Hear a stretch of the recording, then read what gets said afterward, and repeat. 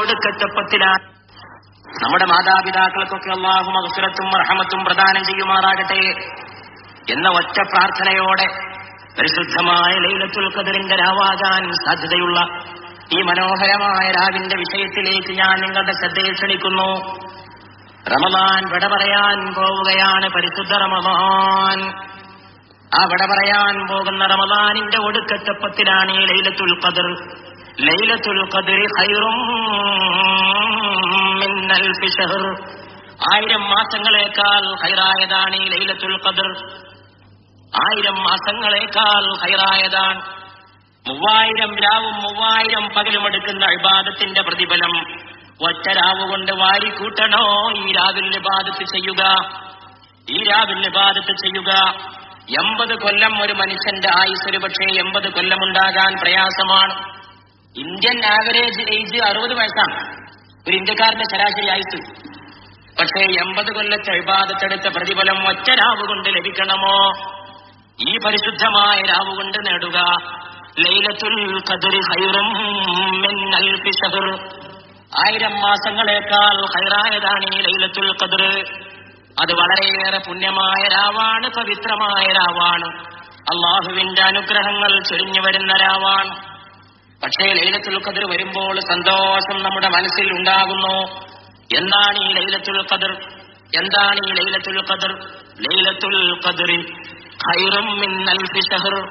ഇന്നാ അൻസൽനാഹു ഫീ ലൈലത്തുൽ ഖദർ.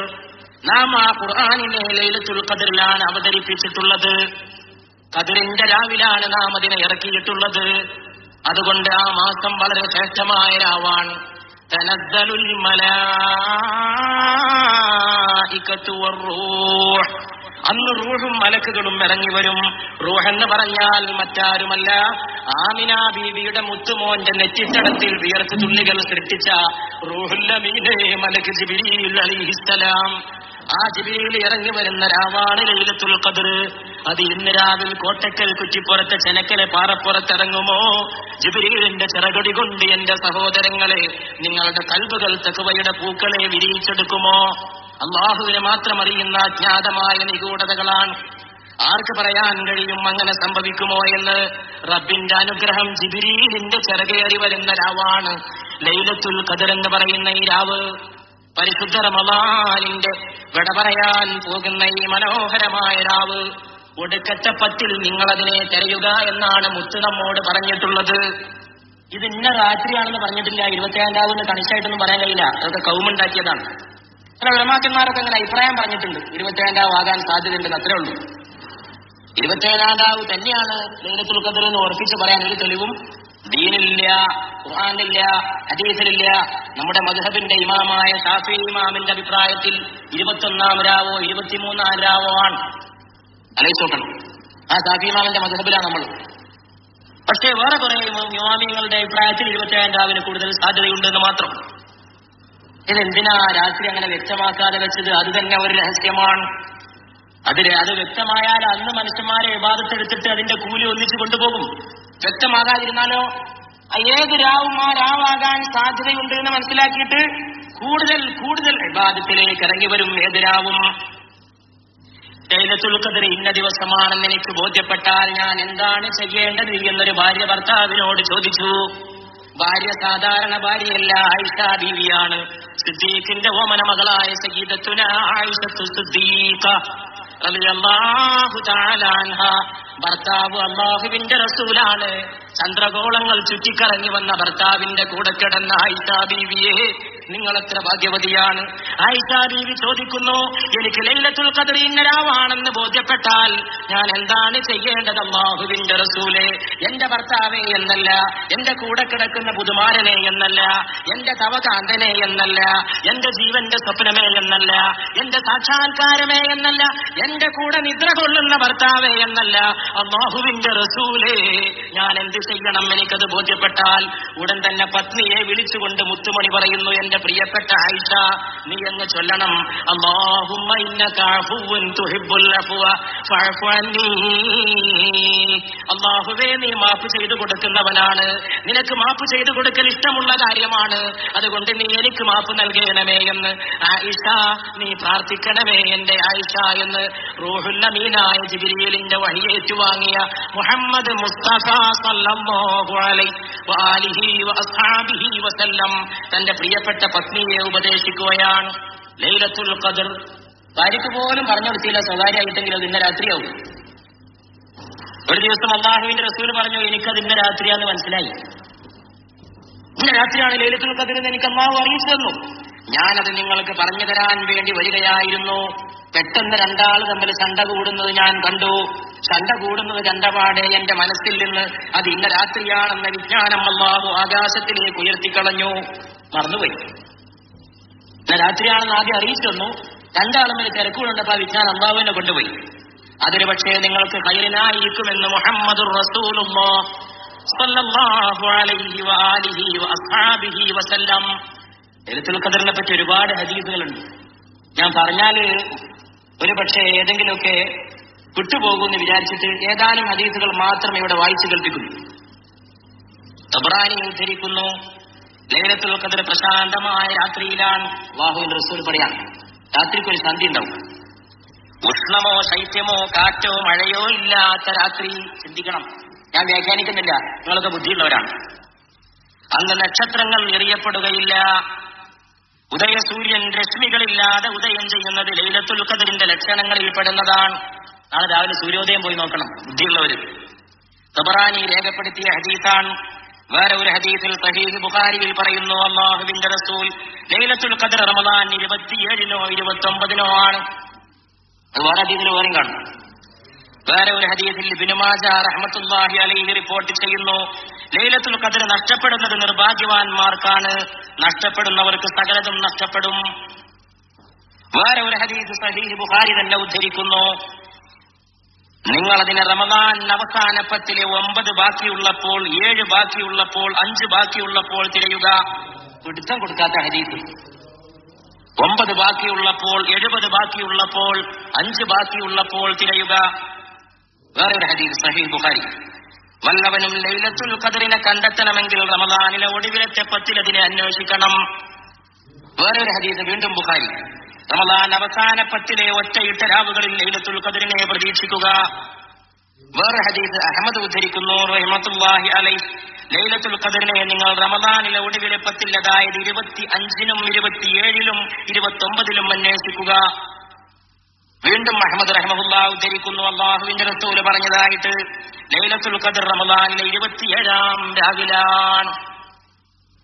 പക്ഷെ അത് കേട്ട് 27 വിശ്വസിക്കാനും ഉറപ്പിക്കാൻ പറ്റില്ല. ഇവിടെ വേറെ 21 പറഞ്ഞ അള്ളാന്റെ റസൂൽ തന്നെയാണ്. അത് ഈ റസൂൽ തന്നെയാണ് 29-ഉം 23-ഉം ഒക്കെ പറഞ്ഞത്. അതുകൊണ്ടാണ് ഇമാം ഷാഫിഈ റഹ്മത്തുള്ളാഹി അലൈഹി 21-ാം രാവിനെയും 23-ാം രാവിനെയും പിടിച്ചത്. തിരുമേനിയുടെ സഹീഹ് ബുഖാരി ഉദ്ധരിക്കുന്നു, തിരുമേനിയുടെ അനുചരന്മാരിൽ കുറെ പേർ ലൈലത്തുൽ ഖദ്റിനെ റമദാനിലെ ഒടുവിലത്തെ ആഴ്ചയിൽ വരുന്നതായി സ്വപ്നം കണ്ടു. നബി സല്ലല്ലാഹു അലൈഹി വസല്ലം പറഞ്ഞു, നിങ്ങളുടെ എല്ലാം സ്വപ്നങ്ങൾ അവസാനത്തെ 7 ദിവസങ്ങളിൽ ഒത്തുവരുന്നതായിട്ടാണ് കാണുന്നത്. അതുകൊണ്ട് ആരെങ്കിലും ലൈലത്തുൽ ഖദ്റിനെ അന്വേഷിക്കുന്നുണ്ടെങ്കിൽ ഒടുവിലത്തെ ആഴ്ചയിൽ അവൻ അതിനെ കാത്തിരിക്കട്ടെ. സഹീഹ് ബുഖാരി. വേറെ ഒന്ന് വീണ്ടും തബ്റാനി ഉദ്ധരിക്കുന്നു, ലൈലത്തുൽ ഖദ്ർ നിങ്ങൾ തേടിപ്പിടിക്കുക.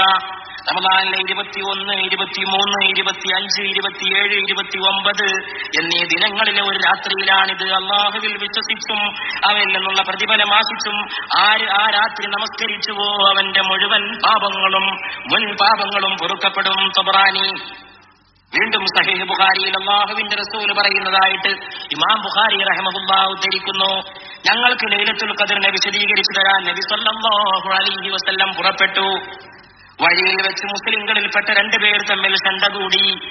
അപ്പോൾ നബി സല്ലല്ലാഹു അലൈഹി വസല്ലം പറഞ്ഞു, നിങ്ങൾക്ക് ലൈലത്തുൽ ഖദ്റിനെ പറഞ്ഞു തരാനാണ് ഞാൻ വന്നിരുന്നത്. 2 പേര് ശണ്ട കൂടിയപ്പോൾ എന്റെ അറിവ് ഉയർത്തപ്പെട്ടു. അത് നിങ്ങൾക്ക് ഗുണകരമായേക്കാം. നിങ്ങൾ അതിനെ 9-ലും 7-ലും 5-ലും അന്വേഷിക്കുക. സഹീഹ് ബുഖാരി. റമദാനിലെ അവസാന 10-ലെ ഒറ്റയായ രാവുകളിൽ വരുന്ന ലൈലത്തുൽ ഖദ്റാണ് ഇവിടെ ഉദ്ദേശമെന്ന് പരിശുദ്ധമായ ലൈലത്തുൽ ഖദ്റിനെ കുറിച്ചിറങ്ങിയ ആയത്തിനെ ഉദ്ദേശിച്ചുകൊണ്ട് ബൈളാവി റഹിമഹുല്ലാഹ് പറയുന്നു, മുവത്തയിൽ ഇമാം മാലിക് റഹിമഹുല്ലാഹ് ഉദ്ധരിക്കുന്നു, അബ്ദുല്ലാഹി ഇബ്നു അനീസ് അൽ-ജഹ്നി റിപ്പോർട്ടിൽ നബി സല്ലല്ലാഹു അലൈഹി വസല്ലമയോട് അവർ പറഞ്ഞു, തിരുദൂതരെ, എന്റെ വീട് വളരെ അകലെയാണ്, അതിനാൽ ആ ഖുർആൻ അവതരിച്ച രാവ് എനിക്കൊന്ന് അറിയിച്ചു തരുമോ? ഒരിത്തിരി വളവ് കാണിച്ചതാണ്. സഹാബാക്കളുടെയുള്ള സമർത്ഥന്മാർ പേരെ കുറച്ച് ദൂരെയാണ്, അതുകൊണ്ട് എനിക്കൊന്ന് പറഞ്ഞാൽ സ്വകാര്യമായിട്ട് എനിക്ക് എപ്പോഴും വരാൻ പറ്റില്ല പള്ളിയിലേക്കൊക്കെ, അതുകൊണ്ട് അതിന് എനിക്കൊന്ന് പറഞ്ഞെന്ന ഒരു കുറച്ച് സൗകര്യമായിരുന്നു പറഞ്ഞു. അത് തുറുക്കുണ്ടാക്കുന്ന മത്സരത്തിലായിരുന്നില്ല അവര്, ആഖിറത്തിൽ എന്തെങ്കിലും നേടാൻ കഴിയുമെന്നുള്ള മത്സരത്തിലായിരുന്നു. അതിനാൽ അവർ അവതരിച്ച രാവ് എനിക്കൊന്ന് അറിയിച്ചു തരുമോ? അപ്പോൾ തിരുമേനി അരുളി, റമദാൻ 23-നാണ് അത് അവതരിച്ചത്. നോക്കണം, 27 ഉറപ്പിച്ച് പറഞ്ഞതായിട്ട് ഹദീസിൽ കാണും. അതേ അള്ളാന്റെ റസൂലാ പറഞ്ഞത് 23-നാണ് അത് അവതരിച്ചത്. ആകെ കൂടി ഇങ്ങനെ വട്ടം കറക്കണ ഡേറ്റാ ലൈലത്തുൽ ഖദ്റിന്റെ ഡേറ്റ്. അത് അങ്ങനെ തന്നെ വേണം. എന്തിനാ അങ്ങനെ വെച്ചത്? നമുക്ക് ഇബാദത്ത് ചെയ്യാനാണ്, അല്ലാതെ കൽത്തപ്പം ചുട്ട് തിന്നാനല്ല. എന്തൊക്കെയാണ് ഈ കൗമ ഉണ്ടാക്കി വെച്ചത് ദീനില്? അതിനല്ലേ എല്ലാവരും പ്രോത്സാഹനം കൊടുക്കുന്നത്. കൽത്തപ്പം ചുട്ടിട്ട് നിങ്ങൾ ലൈലത്തുൽ ഖദ്റാകാൻ സാധ്യതയുള്ള രാവിലോ പകലിലോ തിന്നണമെന്ന് അള്ളാഹ് പറഞ്ഞിട്ടുണ്ടോ? റസൂല് പറഞ്ഞിട്ടുണ്ടോ? ഒരു ഇമാമ് പറഞ്ഞിട്ടുണ്ടോ? ഒരു ആലിം പറഞ്ഞിട്ടുണ്ടോ? നാട്ടുകാരുണ്ടാക്കിയെന്നല്ലാതെ. അള്ളയും റസൂലും പറഞ്ഞത് വേറെയാണ്. അത് നിസ്കാരം, ഖുർആന്, ഇഅ്തികാഫ്, ഇബാദത്തൊക്കെയാണ്. കലത്തപ്പം അത് വലിയ വലിപ്പത്തിൽ ചക്കരയിൽ തന്നെ ഉള്ളി ചേർത്തിട്ട് നോമ്പ് വെച്ചാൽ ഇടിയും, അല്ലെ കദീനക്കുറ്റി പോലെ കഴുത്ത് വരെ ഉറപ്പിച്ചവിടെ നിർത്തുക. ലൈലത്തുൽ ഖദ്ർ ആയല്ലോ, രാവിലെ റെഡിയായി പോയി. ഇതൊക്കെ പ്രിയപ്പെട്ടവരെ നമ്മൾ ശ്രദ്ധിക്കണം. അല്ലാഹു റസൂലും പറഞ്ഞത് കേട്ടാൽ മതി. നാട്ടിലെ കൗമുണ്ടാക്കി വെച്ച ദുരാചാരങ്ങളിൽ ചെറുപ്പക്കാരകപ്പെട്ടു പോകരുത്. ഞാൻ പറഞ്ഞത് ആരും അപ്പം ചുടണ്ടാ തിന്നണ്ടാന്നല്ല, അപ്പം ചുട്ടോളി തിന്നോളി, രസമുള്ള അപ്പൊക്കെ തിന്നാം. പക്ഷെ ലൈലത്തുൽ ഖദ്റിന്റെ ഏറ്റവും വലിയ പ്രാധാന്യം കലത്തപ്പാണ് തെറ്റിദ്ധരിക്കരുത്. അത്ര എനിക്ക് നിർബന്ധമുള്ളൂ. അതിന്റെ പ്രാധാന്യം ഇബാദത്താണ്, മനസ്സിലാക്കണം. പ്രിയപ്പെട്ട സഹോദരങ്ങളെ, ലൈലത്തുൽ ഖദ്ർ, ഖദ്ർ എന്ന വാക്കിന് പല അർത്ഥങ്ങളുണ്ട്. ഖദ്ർ എന്നും ഈ വാക്ക് ഉപയോഗിക്കപ്പെടും, ഖദർ എന്നും പ്രയോഗിക്കപ്പെടും. ദാലിന് സുക്കൂനായിട്ട് ലൈലത്തുൽ ഖദ്ർ എന്നും ദാലിന് ഫത്ഹായിട്ട് ലൈലത്തുൽ ഖദർ എന്നും, രണ്ടും ശരിയാണ്. ഖദ്ർ എന്ന് പറഞ്ഞാൽ കണക്കാക്കുക എന്നർത്ഥമുണ്ട്, നിർണയം എന്നർത്ഥമുണ്ട്, ഇടുക്കം എന്നർത്ഥമുണ്ട്, ബഹുമാനം എന്നർത്ഥമുണ്ട്. ലൈലത്തുൽ ഖദ്ർ കണക്കാക്കുന്ന രാത്രി, എല്ലാം കണക്കാക്കുന്ന രാവ്. ഖുർആൻ തന്നെ പറയുന്നു, സർവ്വ കണക്കുകളുമായിട്ട് റൂഹുൽ അമീനും മലായികത്തും ഇറങ്ങി വരുന്ന ദിവസമാണ് ലൈലത്തുൽ ഖദ്ർ, വരുന്ന രാവാണ് ലൈലത്തുൽ ഖദ്ർ, കണക്കാക്കുന്ന രാവ്. വേറെ ഒരർത്ഥം ബഹുമാനം. പരിശുദ്ധ ഖുർആൻ അല്ലാഹു ഒരു സ്ഥലത്ത് പറഞ്ഞിട്ടുണ്ട്, വമാ ഖദറുല്ലാഹ ഹഖ ഖദ്രിഹി, അല്ലാഹുവിനെ അവരെ ബഹുമാനിക്കേണ്ട പോലെ ബഹുമാനിച്ചില്ല.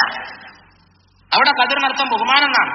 അതിങ്ങോട്ട് പിറ്റാക്കി നോക്കുകയാണെങ്കിൽ ലൈലത്തുൽ ഖദ്റിന് ബഹുമാനിക്കപ്പെട്ട രാവ് എന്നാണ് അർത്ഥം കൊടുക്കുക എന്ന് സഹീഹ് ബുഖാരിയുടെ പ്രസിദ്ധമായ വ്യാഖ്യാനമെഴുതിയ ഇമാം ഹാഫിദ് ഇബ്നു ഹജർ അൽ-അസ്ഖലാനി റഹ്മത്തുള്ളാഹി അലൈഹി പറയും. അവരുടെ അഭിപ്രായത്തിൽ ലൈലത്തുൽ ഖദ്റിന്റെ അർത്ഥം ബഹുമാനിക്കപ്പെട്ട രാവ് എന്നാണ്, കണക്കാക്കുന്ന രാവ് എന്നല്ല. പക്ഷേ ശാഫിഈ മദ്ഹബിന്റെ ഏറ്റവും വലിയ പണ്ഡിതനും ഇമാമുമായിട്ടുള്ള സയ്യിദുനാ ഇമാം നവവി റഹ്മഹുല്ലാഹ് പറയുന്നു, കണക്കാക്കുന്ന രാവ് എന്ന അർത്ഥമാണ് കൂടുതൽ സ്യൂട്ട്. അതൊക്കെ പണ്ഡിതന്മാർക്കിടയിലെ സുന്ദരമായ അഭിപ്രായ വ്യത്യാസങ്ങളാണ്. നന്മയിലേക്കും ഖൈറിലേക്കും ഉമ്മത്തിനെ നയിക്കാൻ പോന്ന, റഹ്മത്തിലേക്ക് നയിക്കാൻ പോന്ന അഭിപ്രായ വ്യത്യാസങ്ങൾ. ഇഖ്തിലാഫു ഉലമാഇ ഉമ്മത്തി റഹ്മ, എന്റെ ഉമ്മത്തിന്റെ പണ്ഡിതന്മാരുടെ അഭിപ്രായ വ്യത്യാസം അനുഗ്രഹമാണ് എന്ന് പറഞ്ഞിട്ടുള്ള ആ അഭിപ്രായ വ്യത്യാസമാണ് ഇവിടെ നമുക്ക് കാണുവാൻ സാധിക്കുന്നത്. കുഴപ്പമുണ്ടാക്കുന്ന അഭിപ്രായ വ്യത്യാസമില്ല. കുഴപ്പമുണ്ടാക്കുന്ന അഭിപ്രായ വ്യത്യാസമൊക്കെ തീരണം എന്നാണ് നമ്മൾ ആഗ്രഹിക്കേണ്ടത്. സമുദായത്തിൽ കുഴപ്പമുണ്ടാക്കുന്ന അഭിപ്രായ വ്യത്യാസങ്ങൾ ഉണ്ടാകരുത്, നല്ല അഭിപ്രായ വ്യത്യാസങ്ങൾ ഉണ്ടാവട്ടെ. അബ്ദുസമദ് ചിന്തിക്കുന്ന മാതിരി ഈ യോഗത്തിൽ വന്ന എല്ലാവരും ചിന്തിച്ചുകൊള്ളുന്നില്ല. നമ്മുടെയൊക്കെ ചിന്തക്കിടയിൽ പല വ്യത്യാസങ്ങളുണ്ടാവും. അങ്ങനെയുള്ള വ്യത്യാസങ്ങൾ നമുക്കിടയിൽ പരസ്പരം ഉണ്ടാകാൻ സാധ്യതയുണ്ട്. പക്ഷേ നമുക്കിടയിൽ പരസ്പരം യോജിപ്പുണ്ടാകണം, ഐക്യമുണ്ടാകണം, രഞ്ജിപ്പുണ്ടാകണം. അഭിപ്രായങ്ങളിൽ വ്യത്യാസമുണ്ടായാലും നമ്മൾ ഒന്നാണെന്ന ബോധം വരുത്തണം.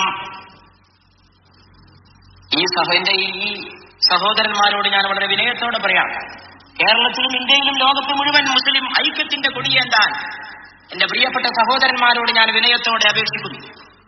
കക്ഷിത്വത്തിന്റെ കൊടിയല്ല, വിഘടനത്തിന്റെ കൊടിയല്ല, വിഭജനത്തിന്റെ കൊടിയല്ല. മഹല്ലത്തിലെ ഭിന്നിപ്പുകൾ, മദ്രസാ തർക്കങ്ങൾ, ദർസിന്റെ തർക്കങ്ങൾ ഒക്കെ അറബിക്കടലിലേക്ക് വലിച്ചെറിഞ്ഞുകൊണ്ട് ഈ ഉമ്മത്ത് ഒറ്റക്കെട്ടായി അല്ലാഹുവിന്റെ റസൂലിന്റെ ഉമ്മത്ത് ഒരു കപ്പലിന്റെ കപ്പിത്താൻ നയിക്കുന്ന കപ്പലിലെ യാത്രക്കാരെ പോലെ യോജിച്ച് ഒന്നിച്ചു നിൽക്കണം. ഒരു തസ്ബീഹ് മാലയിൽ കോർത്ത മുത്തുമണികളെ പോലെ നാം ഒന്നാകണം. ഹറമേ പാക് ഭി അല്ലാഹ് ഭി ഖുർആൻ ഭി ഏക്. നമ്മുടെ ഹറം ഒന്നാണ്, അല്ലാഹു ഒന്നാണ്, ഖുർആൻ ഒന്നാണ്. മൻഫഅത്ത് ഏക് ഇസ് ഖൗം കി നുഖ്സാൻ ഭി ഏക്. ഹറമേ പാക് ഭി അല്ലാഹ് ഭി ഖുർആൻ ഭി ഏക്. एक ही सबका नबी दीन भी ईमान भी एक. कुछ बड़ी बात थी होते जो मुसलमान भी एक. മൻഫഅത്ത് ഏക്. ഈ ഉമ്മത്തിന് ഗുണമുണ്ടാക്കുന്ന കാര്യമൊന്നാണ്, നുഖ്സാൻ ഭി ഏക്. ദോഷമുണ്ടാക്കുന്ന കാര്യവുമൊന്നാണ്. ഈ യോഗം കേൾക്കാൻ വന്ന സദസ്സിലെ കിഴക്കേത്ത അറ്റത്തിരിക്കുന്ന പാലക്കാട് ജില്ലയിൽ നിന്ന് വന്ന ഒരു സഹോദരനുണ്ടെങ്കിൽ ആ സഹോദരൻ എന്താണോ ഖൈർ അത് തന്നെയാണ് തെക്കേ അറ്റത്തിരിക്കുന്ന അല്ലെങ്കിൽ വടക്കേ അറ്റത്തിരിക്കുന്ന കണ്ണൂർ ജില്ലയിൽ നിന്ന് വന്ന സഹോദരനും ഖൈർ. മൻഫഅത്ത് ഏക്, ഗുണം ഒന്നാണ്, നുഖ്സാൻ ഭി ഏക്. അല്ലാമാ ഇഖ്ബാലിന്റെ മരിക്കാത്ത ഭാഷയിൽ ദോഷവും ഒന്നാണ്. ഹറമേ പാക് ഭി, പരിശുദ്ധമായ ഹറമ് നമുക്കൊന്നാണ്. അല്ലാഹ് ഭി, നമ്മുടെ അല്ലാഹു ഒന്നാണ്. ഖുർആൻ ഭി ഏക്, നമ്മുടെ ഖുർആനും ഒന്നാണ്. ഏക് ഹി സബ്കാ നബി, നമ്മുടെ നബി ഒന്നാണ്.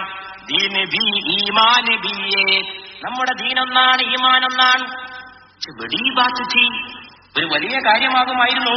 ഹോതേ മുസൽമാൻ ഭി ഏക്, മുസ്ലിമും ഒന്നായിരുന്നെങ്കിൽ എത്ര വലിയ കാര്യമാകുമായിരുന്നു എന്ന് അല്ലാമാ ഇഖ്ബാൽ പറഞ്ഞു. ഞാൻ അദ്ദേഹത്തിന്റെ അഭിപ്രായത്തിലാണ് എന്നും നിന്നിട്ടുള്ളത് ഈ വക വിഷയങ്ങളിലൊക്കെ. അതുകൊണ്ട് ഞാൻ എന്നും ഐക്യത്തിന്റെ ആളാണ്, ആർക്കും ഒരു സംശയം വേണ്ട. ഞാൻ മരിക്കണവരെ മുസ്ലിം ഐക്യത്തിന്റെ ആളാണ്. ചിലപ്പോഴൊക്കെ അഭിപ്രായ വ്യത്യാസങ്ങൾ പ്രസംഗിക്കാറുണ്ട്. അതെനിക്ക് വല്ലാതെ ഹൃദയം മുട്ടുമ്പോ സമുദായത്തിന്റെ ഖൈറിന് വേണ്ടി മാത്രമേ പറയാറുള്ളൂ.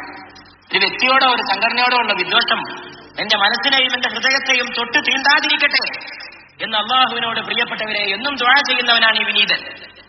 ചിലപ്പോഴൊക്കെ ചില പ്രശ്നങ്ങൾ അങ്ങനെ പ്രസംഗിക്കാറുണ്ട്. അത് വേണ്ടിവരും. നമുക്ക് സത്യമെന്ന് ബോധ്യപ്പെട്ടത് നമ്മൾ വിളിച്ചു പറയണ്ടേ? നമുക്ക് ബാത്തിലെന്ന് ബോധ്യപ്പെട്ടതിനെ നമ്മൾ എതിർക്കണ്ടേ? അത് ആവശ്യമാണ്. നാവുകൊണ്ടും പേന കൊണ്ടുമുള്ള ജിഹാദ് സമുദായത്തിലെ വിരുദ്ധ ശക്തികൾക്കെതിരെ, സമുദായത്തിന്റെ ശിഥിലീകരണ പ്രവണതയെ പ്രോത്സാഹിപ്പിക്കുന്നവർക്കെതിരെ നാം ഉപയോഗിക്കേണ്ടി വരും. എത്ര ഇഖ്ലാസോടെ അഭിപ്രായ വ്യത്യാസങ്ങൾ ഞാൻ പ്രസംഗിച്ചിട്ടുണ്ടോ അതേ ഇഖ്ലാസോടെ ഞാൻ ഐക്യം ആഗ്രഹിക്കുന്നു. എന്റെ പ്രിയപ്പെട്ട സഹോദരന്മാർ അതേ ഇഖ്ലാസോടെ ഇതിന് സ്വീകരിക്കണമെന്ന് ഞാൻ അപേക്ഷിക്കുന്നു. ഐക്യത്തിലേക്ക് ഓടിവരിക. നമ്മുടെ പൂർവീകന്മാർ നല്ല നല്ല മദ്രസ ഉണ്ടാക്കി തന്നു. നമ്മളത് തമ്മിൽ തല്ലിയിട്ട് ആ മദ്രസ അവിടെ നിർത്തിയിട്ട് രണ്ടു കൂട്ടരും വെവ്വേറെ മദ്രസ ഉണ്ടാക്കുന്ന തിരക്കിലാണ്. പല മഹലിലും മദ്രസ അവിടെ ഉണ്ട്. വല്യമ്മ മണിക്കാതിലെടുത്തുണ്ടാക്കിയതാണ്, വല്യാപ്പ 4 തെങ്ങ് കൊടുത്തുണ്ടാക്കിയതാണ്. അതവിടെ കിടന്ന് ചെതല് പിടിക്കുക. രണ്ടു കൂട്ടർക്കും ആ മദ്രസ വേണ്ട, വേറെ മദ്രസ വേണം. രണ്ടു കൂട്ടരും ഒരേ ആൾക്കാരാണ്, വല്ല അഭിപ്രായ വ്യത്യാസമൊന്നുമില്ല. മതപരമായ കാര്യത്തിലൊന്നും യാതൊരു അഭിപ്രായ വ്യത്യാസമില്ല. അല്ലറ ചില്ലറ ഒക്കെ മാറ്റണം, ഒന്നാകണം. ഈ പരിപാടി അങ്ങനൊരു പരിപാടിയാണെന്ന് ഞാൻ മനസ്സിലാക്കുന്നത്. ഇതിലെല്ലാവരും, എല്ലാ വിഭാഗം എന്റെ സഹോദരങ്ങളും ഇതിൽ വന്നിട്ടുണ്ട്. ഇപ്പോഴും ഈ സദസ്സ് അങ്ങനെയുള്ളവരുടെ സദസ്സാണ്. ഇന്നലെ ഇവിടെ വന്നവരങ്ങനെ പല ചിന്താഗതികളെ പ്രതിനിധീകരിക്കുന്ന ഈ ഉമ്മത്തിലെ എന്റെ സഹോദരങ്ങളാണ്. അവരെല്ലാവരും ഞാൻ സ്വാഗതം ചെയ്യുന്നു, ഇഖ്ലാസ് നിറഞ്ഞ കൽബോടുകൂടി. ഐക്യത്തിന്റെ കൊടിയേന്താൻ ഇവിടെ വന്നിട്ടുള്ള സകല ചിന്താധാരകളെ പ്രതിനിധീകരിക്കുന്ന എന്റെ മുഴുവൻ സഹോദരങ്ങളും ബദ്ധശ്രദ്ധരാകണം എന്ന് വളരെ വിനയത്തോടുകൂടി ഞാൻ അപേക്ഷിക്കുകയും ചെയ്തു. ഞാനെന്തിനായി ഐക്യം പറയണത്? മുസ്ലിമീങ്ങളുടെ മാത്രം ഐക്യം ഉണ്ടാക്കിയിട്ട് ഈ നാട്ടിലെ അന്യമതസ്ഥരായ സഹോദരങ്ങൾക്കെതിരെ ഒരു മുന്നണി ഉണ്ടാക്കാനോ അല്ല. ഞാൻ ഉദ്ദേശിക്കുന്ന മുസ്ലിം ഐക്യം മനുഷ്യ ഐക്യത്തിന്റെ ഒന്നാമത്തെ പടിയാണ്. മനുഷ്യന്മാരുടെ ഐക്യമാണ് ഏറ്റവും പ്രധാനപ്പെട്ട കാര്യം. മനുഷ്യരൊന്നിക്കണം. ഹിന്ദു മുസ്ലിം മൈത്രി വേണം, ഹിന്ദു ക്രിസ്ത്യൻ മൈത്രി വേണം, മുസ്ലിം ക്രൈസ്തവ മൈത്രി വേണം. ഇന്ത്യ രാജ്യത്തും ലോകത്ത് മുഴുവനും ആളുകൾക്കിടയിൽ സ്നേഹമുണ്ടാകണം, സഹവർത്തിത്വമുണ്ടാകണം, സുഹൃൽ മനസ്കതയുണ്ടാകണം, ആളുകൾക്കിടയിൽ യോജിപ്പുണ്ടാകണം, രഞ്ജിപ്പുണ്ടാകണം. തർക്കങ്ങളും കത്തിക്കുത്തുകളും കഠാരി രാഷ്ട്രീയവും കർഫ്യൂ ഏർപ്പെടുത്തലും 144 പാസാക്കലും എല്ലാം അവസാനിച്ചുകൊണ്ട് ആളുകൾക്കിടയിൽ ശാന്തി ഉണ്ടാകണം. ഈ നാട്, നമ്മൾ ഇന്ന് സമ്മേളിച്ചിട്ടുള്ള ഈ നാട് മതമൈത്രിക്ക് കേളിനേട്ട നാടാണ്, കേളികേട്ട നാട്. എന്റെ പ്രിയപ്പെട്ട എന്റെ സഹോദരന്മാരെ, ഇതര മതസ്ഥരായ സഹോദരന്മാരെ കൂടി ഞാൻ ആ അർത്ഥത്തിൽ അവർക്കും പരിശുദ്ധ റമളാനിന്റെ ഈ മനോഹരമായ രാവിൽ മനുഷ്യൈക്യത്തിന്റെ പുഷ്പങ്ങൾ സമ്മാനിക്കുന്നു. മനുഷ്യന്മാർക്കിടയിൽ യോജിപ്പോടെ സ്നേഹത്തോടെ കഴിയുന്നൊരു നല്ല കാലം, ആരാധനാലയങ്ങളുടെ പേരിൽ തർക്കമില്ലാത്ത, അടിപിടിയില്ലാത്ത, പരസ്പരം കൊലയില്ലാത്ത, കൊള്ളയില്ലാത്ത, തീവത്തില്ലാത്ത ഒരു നല്ല കാലം. കിഴക്ക് സൂര്യൻ ഉദിക്കുന്ന എല്ലാ ദിവസവും വർഗീയ ലഹളകൾ ഉണ്ടാകുന്ന ഒരു നാടാണ് ഇന്ത്യ. 365 ദിവസവും ഓരോ ലഹളയിലും 400-500 ആവറേജ് ആളുകൾ കൊല ചെയ്യപ്പെടുന്നു. അത് അവസാനിക്കണം. അതിന് ഗവൺമെന്റുകൾ വിചാരിച്ചിട്ടൊന്നും യാതൊരു കാര്യമില്ല. ഭരണകൂടങ്ങൾ മാറി മാറി വന്നതുകൊണ്ട് രാജ്യത്തിന്റെ വർഗീയതയ്ക്ക് പരിഹാരം കാണാൻ കഴിയില്ല. അതിന് ഒറ്റ പരിഹാരം നാട്ടുകാർ നന്നാവുക എന്നതാണ്. മുസ്ലിങ്ങളും ഹിന്ദുക്കളും ക്രൈസ്തവരും എല്ലാവരും, മതമുള്ളവരും ഇല്ലാത്തവരും, രാജ്യവാസികൾ ഒന്നടങ്കം രാജ്യ നന്മയ്ക്ക്, മനുഷ്യ കുടുംബത്തിന്റെ താല്പര്യത്തിന് ഒന്നായിത്തീരുക. എല്ലാവരും ഒന്നായിട്ട് ശാന്തിക്ക് വേണ്ടിയുള്ള മന്ത്രം മുഴക്കുക, ശാന്തി മന്ത്രം ഒന്നിച്ച് വിളിച്ചു പറയുക. ഇന്നലെ ഞാനിവിടെ പരിശുദ്ധ പ്രവാചകനെ പറ്റി ശ്രീനാരായണ ഗുരു എഴുതിയ ഒരു കവിത ഉച്ചരിച്ചു. പരിശുദ്ധ പ്രവാചകനെ വാഴ്ത്തിക്കൊണ്ട് നാരായണ ഗുരു പാടി, കാരുണ്യവാൻ നബി മണിമുത്ത് രത്നമോ എന്നാണ് നാരായണ ഗുരു ചോദിച്ചത്. അങ്ങനെ ശ്രീകൃഷ്ണനെ പറ്റി പാട്ടുപാടിയ മുസ്ലിം കവികളെയും കണ്ടുമുട്ടാൻ സാധിക്കും. മഥുരാ കെ നഗർ ഹേ ആശിഖീ കാ ദിൽബറി ഹേ ആർസൂ ഉസീ കാ. കൃഷ്ണൻ ജനിച്ച മധുര പട്ടണം ഹിന്ദു സഹോദര സ്നേഹത്തിന്റെ പട്ടണമല്ലേ എന്ന് ചോദിച്ചത് മൗലാന ഹസ്രത്ത് മുഹാനിയാണ് റഹ്മത്തുള്ളാഹി അലൈഹി. അതാണ് ഇന്ത്യ രാജ്യം. ആ ഐക്യമാണ് നമുക്ക് ആവശ്യം. ആ ഐക്യത്തിലുള്ള മന്ത്രമാണ് പരിശുദ്ധ റമളാനിന്റെ രാവിൽ പ്രിയപ്പെട്ടവരെ, ലൈലത്തുൽ ഖദറിനെ കുറിച്ച് പറയുമ്പോൾ എനിക്ക് പറയാനുള്ളത് ശാന്തിയാണല്ലോ ലൈലത്തുൽ ഖദർ. ഒറ്റ രാവിൽ മാത്രം ലൈലത്തുൽ ഖദറിന്റെ ശാന്തി അവസാനിക്കരുത്. ആ ശാന്തിയിൽ നിന്ന് പ്രചോദനം ഉൾക്കൊണ്ടവർ കൊല്ലം മുഴുവൻ ശാന്തിക്ക് വേണ്ടി പ്രവർത്തിക്കണം. ലോക സമസ്ത സുഖിനോ ഭവന്തു എന്നല്ലേ ഹിന്ദുവിന്റെ മന്ത്രം. സമസ്ത ലോകവും സൗഖ്യത്തിൽ ഭവിക്കട്ടെ. സൗഖ്യം ഋഗ്വേദത്തിൽ ഒരു നീണ്ട ഒരു ശ്ലോകമുണ്ട്. ആ ശ്ലോകത്തിന്റെ അവസാനം ഓം ശാന്തി എന്നാണ്. ശാന്തിക്ക് വേണ്ടിയുള്ള ആഗ്രഹം, സമാധാനത്തിന് വേണ്ടിയുള്ള അടങ്ങാത്ത അഭിവാഞ്ച. ക്രൈസ്തവ സഹോദരൻ എപ്പോഴും പ്രാർത്ഥിക്കുന്ന പ്രാർത്ഥനയിൽ പറയുന്നത് അത്യുന്നതങ്ങളിൽ ദൈവത്തിന് മഹത്വം, ഭൂമിയിൽ സന്മനസ്സുള്ളവർക്ക് സമാധാനം എന്നാണ്.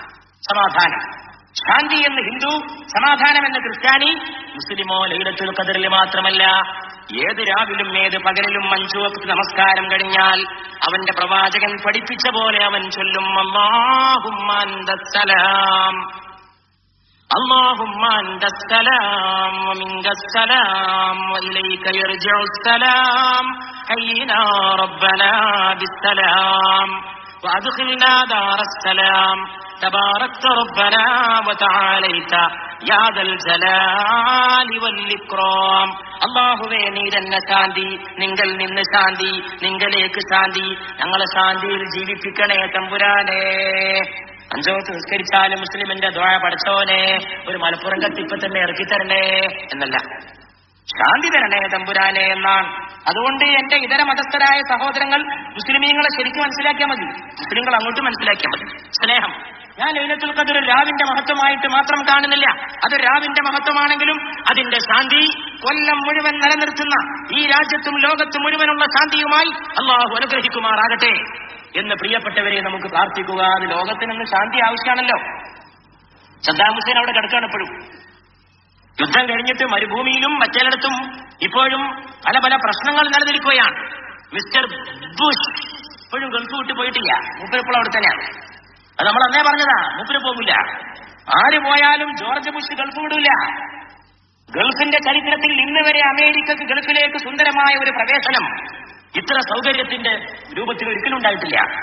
വളരെ സൗഖ്യത്തിലല്ലേ അമേരിക്ക ഗൾഫിലേക്ക് കാലെടുത്ത് വെച്ചത്.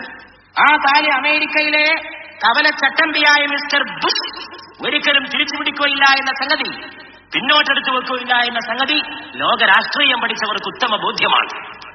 അതുകൊണ്ട് അയാൾ അവിടെ തന്നെ കൂടും. അപ്പൊ അവിടെയും സമാധാനം വേണം. സമാധാനം ഇറാനിലും വേണം, ഇറാഖിലും വേണം, മധ്യ പൗരസ്ത്യ ദേശത്തും വേണം, ഫലസ്തീൻകാർക്കും വേണം. എന്നിട്ട് ആ ഒന്നാമത്തെ ഖിബിലല്ലേ ബൈത്തുൽ മുഖദ്ദസ്, അതൊന്ന് ഈ സമുദായത്തിന് തിരിച്ചു കിട്ടണം. ബൈത്തുൽ മുഖദ്ദസിലേക്കൊന്ന് പോകണം. അമ്പിയാക്കളുടെ മഖബറകളെ നോക്കി ഒന്ന് സലാം ചൊല്ലണം. അസ്സലാമു അലൈക യാ അംബിയാ അല്ലാഹ്. മൂസാ നബിക്ക് അവിടെയാണ് വിശ്രമം. പിന്നെ എത്ര അമ്പിയാക്കൾക്ക് അവിടെയാണ് വിശ്രമം. ആ ബൈത്തുൽ മുഖദ്ദസ് മോചിപ്പിച്ചെടുക്കാൻ ഒരു സലാഹുദ്ദീൻ അയ്യൂബിയുടെ തിരിച്ചുവരവിന് വേണ്ടി ലോകം മോഹിക്കുകയാണ്. സ്വർണ്ണപ്പണത്തിന്റെ ഹുങ്കിൽ ജീവിക്കുന്ന അറബ് ശൈഖന്മാരെ കൊണ്ട്, സുൽത്താന്മാരെ കൊണ്ട് അല്ലാഹുവിന്റെ റസൂലിന്റെ ഒന്നാമത്തെ ഖിബ്ല തിരിച്ചു പിടിക്കാൻ സാധ്യമല്ല. ബൈത്തുൽ മുഖദ്ദസ് തിരിച്ചു പിടിക്കണമെങ്കിൽ ഇന്നത്തെ സുൽത്താൻമാരെ കൊണ്ട് സാധ്യമല്ല, ശൈഖുമാരെ കൊണ്ട് സാധ്യമല്ല.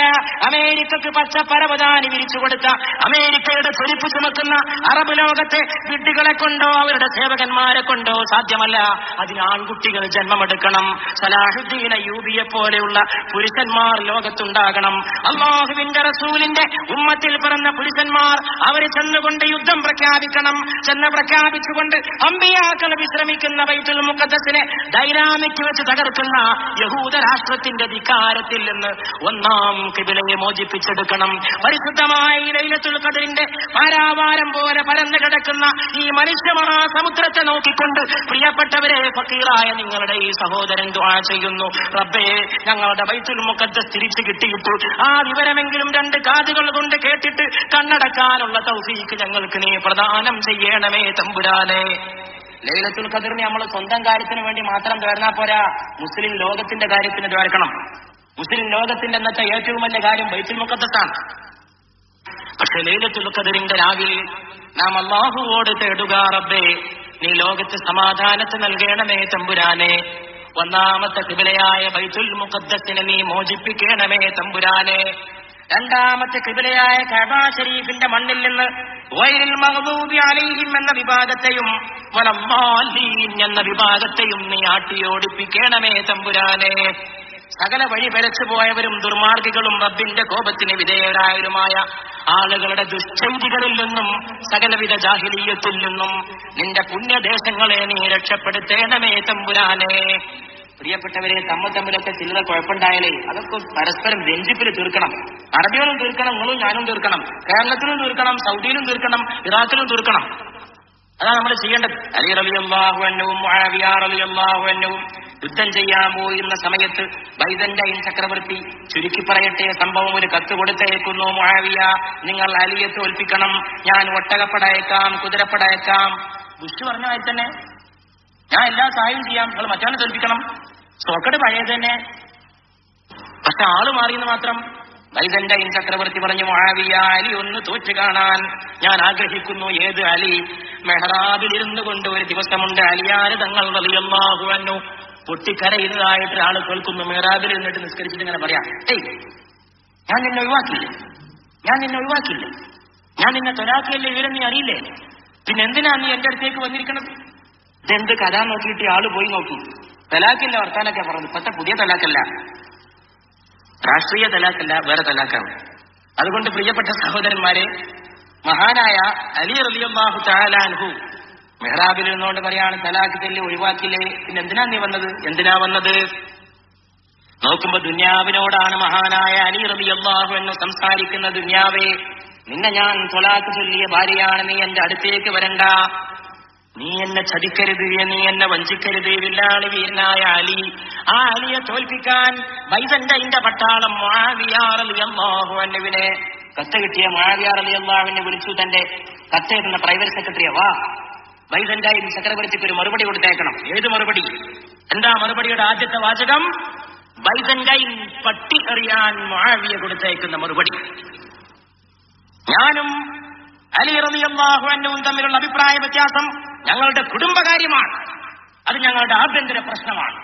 അതിൽ നീ എങ്ങാനും ഇടപെടാൻ വന്നാൽ എന്റെ മഹാനായ നായകൻ അലിയുടെ പിന്നിൽ നിന്നുകൊണ്ട് നിനക്കെതിരെ പട നയിക്കുന്നവനും, പിന്നെ നിന്റെ മുഖത്തേക്ക് ആഞ്ഞു വെട്ടുന്നവനും, പിന്നെ നിന്റെ കണ്ണ് ചൂന്നെടുക്കുന്നവനും ഈ മുആവിയായിരിക്കുമെന്ന് നീ മനസ്സിലാക്കണം.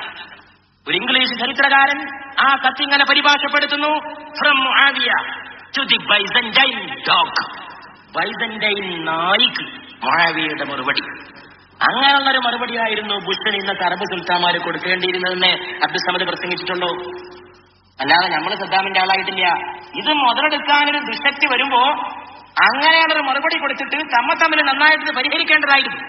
അതുകൊണ്ട് പ്രിയപ്പെട്ടവരെ, ആ മണ്ണിനെ അല്ലാഹു ആപത്തുകളിൽ നിന്ന് രക്ഷപ്പെടുത്തുമാറാകട്ടെ എന്നേ നമുക്ക് ദുആ ചെയ്യാനുള്ള. ഈ പരിശുദ്ധമായ ലൈലത്തുൽ ഖദറിൽ ലൈലത്തുൽ ഖദർ എങ്ങനെ ഉണ്ടായത്? ഒരുപാട് സംഭവങ്ങൾ അയിമ്മത്തും മുജ്തഹിദീങ്ങളും ഉലമാക്കളും അതിനെപ്പറ്റി പറഞ്ഞിട്ടുണ്ട്. ഹൈദരാബാദിൽ ജീവിച്ചിരുന്നു മഹാനായ ഒരു പണ്ഡിതൻ സയ്യിദ് അബുൽ ഹസനാത്ത് അബ്ദുല്ലാ ഷാ നഖ്ശബന്ദി ഖദ്ദസല്ലാഹു സിർറഹുൽ അസീസ്. ഹനഫി മദ്ഹബിലെ മഹാനായ പണ്ഡിതനായിരുന്നു അബുൽ ഹസനാത്ത് റഹ്മത്തുള്ളാഹി അലൈഹി. തന്റെ ഒരു കിതാബിൽ പറയുകയാണ്, ഒരു ഹദീസ് ഉദ്ധരിച്ചുകൊണ്ട് പറയുകയാണ്, അള്ളാഹുവിന്റെ റസൂൽ അള്ളാഹുവിനോട് കേണ പറഞ്ഞു, എന്റെ മുമ്പുണ്ടായിരുന്ന ഉമ്മത്തീങ്ങൾക്ക് റബ്ബേ നീ കൂടുതൽ ആയുസ് കൊടുത്തിരുന്നു, ഓരോരുത്തർക്കും കൂടുതൽ വയസ്സ് പ്രായം ജീവിക്കാൻ കഴിഞ്ഞിരുന്നു. എന്റെ ഉമ്മത്തിന് പ്രായം കുറവാണ്, അതുകൊണ്ട് എന്റെ ഉമ്മത്തിന് നീ എന്തെങ്കിലും പകരം കൊടുക്കണമേ എന്ന് റസൂല് തേടിയ ദുആക്ക് ഉത്തരമാണ് 1000 മാസങ്ങളുടെ ദുആയും 1000 മാസങ്ങളുടെ ഇബാദത്തും ഒറ്റരാവിൽ അനുഗ്രഹമായി നൽകുന്ന പരിശുദ്ധമായ ലൈലത്തുൽ ഖദർ എന്ന് സയ്യിദ് അബ്ദുല്ലാ ഷാ നഖ്ശബന്ദി മുജദ്ദിദി ഖദ്ദസല്ലാഹു സിർറഹുൽ അസീസ് ആ മഹാനായ പണ്ഡിത ശ്രേഷ്ഠൻ തന്റെ ഒരു ഗ്രന്ഥത്തിൽ എഴുതി വെച്ചിരിക്കുകയാണ് അള്ളാഹുവിന്റെ റസൂലിന്റെ തേട്ടം. ആ തേട്ടം കൊണ്ടാണ് ഇത് വന്നിട്ടുള്ളത്. പരിശുദ്ധ ഖുർആൻ അവതരിപ്പിക്കപ്പെട്ട ഈ രാവ് അങ്ങനെ സംഭവിച്ചതാണ്. പ്രിയപ്പെട്ട സഹോദരങ്ങളെ, ഏതായിരുന്നാലും ഇത് അത്ഭുതകരമായ ഒരു രാവാണ്. 1000 മാസങ്ങളെക്കാൾ ശ്രേഷ്ഠമായ രാവ് മാത്രമല്ല, പിന്നെ ഒരിക്കൽ അല്ലാഹു തേടിയത്രേ, എന്റെ ഉമ്മത്തിന്റെ കാര്യം എന്താണ്? അല്ലാഹ് ഉമ്മത്തിന് വേണ്ടി സദാ പ്രാർത്ഥിക്കുന്ന റസൂല് തേടി, റബ്ബേ എന്റെ ഉമ്മത്തിന്റെ കാര്യം എന്താണ്, എന്റെ ഉമ്മത്തിന്റെ കാര്യം എന്താണ്? അള്ളാഹു മറുപടി കൊടുത്തു, സാധാരണ അമ്പിയാക്കൾക്ക് മാത്രം കൊടുക്കുന്ന ഒരു അനുഗ്രഹം നിങ്ങളുടെ ഉമ്മത്തിന് എന്റെ ഹബീബേ ഞാൻ നൽകാൻ പോവുകയാണ്. അതെന്താണെന്നറിയുമോ? അമ്പിയാക്കളെ തേടിയാണ് വഹയിന്റെ മലക്കായ ജിബ്രീൽ ചെന്നാറുള്ളത്. എന്നാൽ നിങ്ങളുടെ ഉമ്മത്തിനെ തേടിക്കൊണ്ട് ഓരോ കൊല്ലത്തിലും ഒരു രാത്രി ജിബ്രീൽ അലൈഹിസ്സലാം ആകാശത്തിൽ നിന്ന് ഭൂമിയിലേക്ക് ഇറങ്ങിച്ചെല്ലും. അതാണ് എന്റെ ഹബീബേ ലൈലത്തുൽ ഖദ്ർ. ലൈലത്തുൽ ഖദ്ർ ഖൈറും മിൻ ജിബ്രീലായി മലക്കുകളുടെ സുൽത്താൻ, ഏതെങ്കിലും മലക്കല്ല, റൂഹ്. ഖുർആൻ പ്രത്യേകം എടുത്തു പറയുന്നു. എല്ലാ മുഫസ്സിരീങ്ങളും ഈ കാര്യത്തിൽ ഒറ്റ അഭിപ്രായക്കാരാണ്. ജിബ്രീൽ തന്നെയാണ് ഇറങ്ങുന്ന ആളുകൾ. ജിബ്രീലിന്റെ ചറകടി മുഴങ്ങുന്ന രാവാണ് ലൈലത്തുൽ ഖദ്ർ. തനസ്സലു ഫീഹി തനസ്സാ, രാത്രി ഇറങ്ങും, റൂഹ് ഇറങ്ങും, മലായികത്തും ഇറങ്ങി വരും. മലായികത്ത് ഇറങ്ങി വന്നുകൊണ്ട് അനുഗ്രഹങ്ങൾ. പ്രിയപ്പെട്ടവരെ, നമ്മുടെ ഈ രാവിലും ഈ ഇതൊക്കെ ലൈലത്തുൽ ഖദ്ർ ആവുകയാണെങ്കിൽ മലക്കുകൾ ഇവിടെ അല്ലാതെ എവിടെ പോകാനാ? നിങ്ങൾ ഉറപ്പിച്ചോളൂ, നിങ്ങളൊക്കെ അടുത്തുണ്ട്, എനിക്കതിൽ യാതൊരു സംശയമില്ല. ഇത് ലൈലത്തുൽ ഖദ്റിന്റെ രാവാണെങ്കിൽ അബ്ദുസ്സമദ് മോശക്കാരനായിരിക്കാം, നമ്മളെ സദസ്സിലൊക്കെ നിങ്ങളും ഞാനൊക്കെ മോശപ്പെട്ടവരായിരിക്കാം. പക്ഷേ നമ്മൾ കൂടിയ രാവും ഈ സദസ്സിന്റെ ഉദ്ദേശവും റമളാന്റെ ദീനിന്റെ മജ്ലിസിന്റെ ബർക്കത്തും മഹത്വവും ചൊല്ലുന്ന സദാക സലാത്തിന്റെ പുണ്യവും, ഇത് ഏതൊരു ലക്ഷ്യത്തിനു വേണ്ടിയാണോ ആ ലക്ഷ്യത്തിന്റെ മഹത്വം, അള്ളാഹുവിന്റെ പേര് മുഴക്കപ്പെടുന്ന മസ്ജിദിനെ പരിപാലിക്കുക എന്ന ലക്ഷ്യം ഒക്കെ കൂടി പരിഗണിക്കുമ്പോൾ ലൈലത്തുൽ ഖദ്റാണെങ്കിൽ മലക്കുന്ന ഇവിടെ തന്നെയാണ്. യാതൊരു സംശയവും ആ കാര്യത്തിൽ ആർക്കും വേണ്ട. അതുകൊണ്ട് തേടണമെങ്കിൽ ഈ സദസ്സിൽ നിന്ന് തേടിക്കൊള്ളുക. അള്ളാഹു നമ്മെ ആഖിറത്തിൽ രക്ഷപ്പെടുത്തുമാറാകട്ടെ. അള്ളാഹു നമ്മുടെ സകല ദോഷങ്ങളും പൊറുത്തു നൽകുമാറാകട്ടെ. അവൻ സ്വർഗത്തിലേക്ക് നരകത്തിൽ നിന്ന് എത്തിച്ചൊല്ലി നിയമിക്കപ്പെടുന്നവരിൽ നമ്മയും നമ്മുടെ മാതാപിതാക്കളെയും ഉൾപ്പെടുത്തുമാറാകട്ടെ. പരിശുദ്ധമായി രാവിന്റെ